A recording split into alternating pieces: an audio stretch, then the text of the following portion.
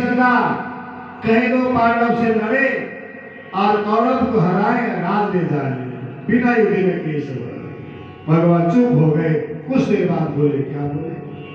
दुर्योधन, मैं तो चाहता था राज तुमको भी मिले, लेकिन तुम तो विनाश की ओर जा रहे हो, तुम्हारा सर्वनाश होने वाला है।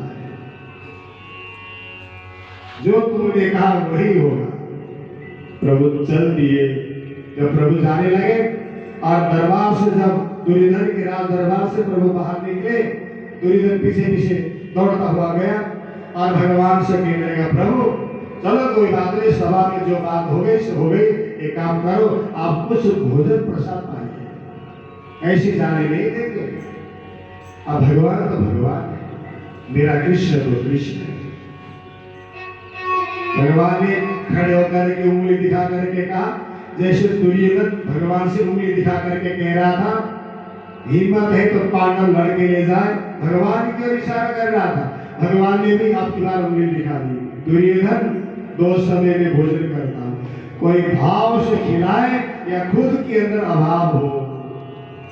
तेरे अंदर भाव नहीं है और मेरे अंदर अभाव नहीं है, इसलिए तेरे यहाँ भोजन नहीं करूंगा। कहाँ करोगे?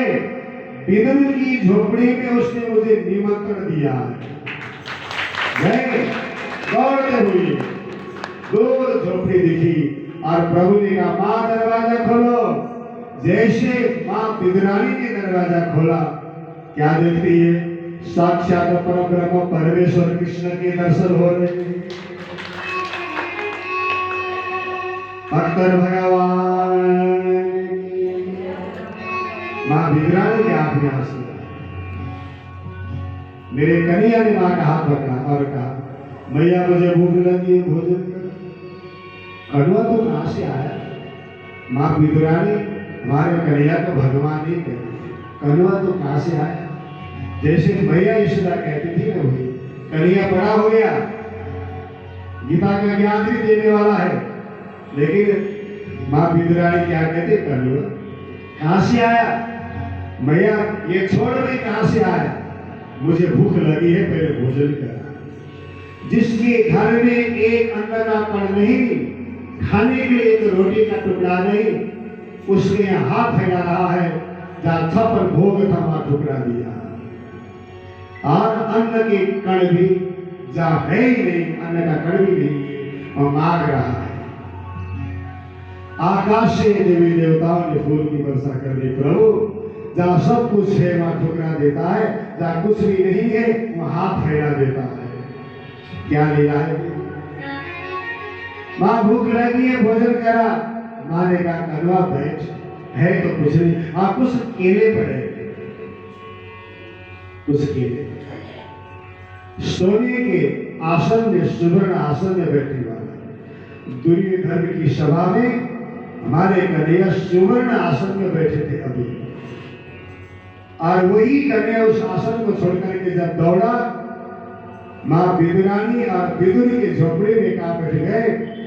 मां ने बैठने के लिए नहीं कहा, मां ने भी हाथ पकड़ा, कन्हैया तुझे खाना है, पहले बोल देता मैं कुछ लेके आती, लेकिन यहाँ तो केवल कुछ दो चार केले पड़े, तुझे हो खिला, बैठ। मां ने इतने कहा बैठ। हमारे परब्रह्म परमेश्वर नीचे जमीन में बैठ गए और बाढ़ देखने लगे, कब मां ले आए क्या खाऊंगा। सामने करी और इधर हाथ में केला लेकर के मां विदुरानी केले को छीलने लग गई। जब केले को छीलती है ना, कृष्ण को देखती है, कभी केले को देखती है, कभी कृष्ण को देखती है, कभी छिलके को देखती है, कभी कृष्ण को देखती है। देखते देखते मां विदुरानी के हृदय में कृष्ण की छवि उतर गई। नैन के आंखों के नेत्र के माध्यम से मेरे कृष्ण की सुंदर छवि को नेत्रों के माध्यम से पी गई, और देखते देखते कृष्ण में रम गई। मां विदुरानी एक हो गई। मां विदुरानी को क्या नजर आया? कृष्ण के अंदर कृष्ण नजर आए, केले के अंदर कृष्ण नजर आए, छिलके के अंदर भी कृष्ण नजर आए।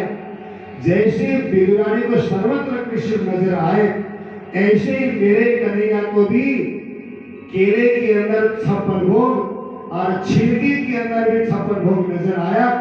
जैसे हाथ बढ़ाया छिलके में हाथ गया और जैसे लिया मुंह में डाला तो छप्पन भोग का स्वाद आया।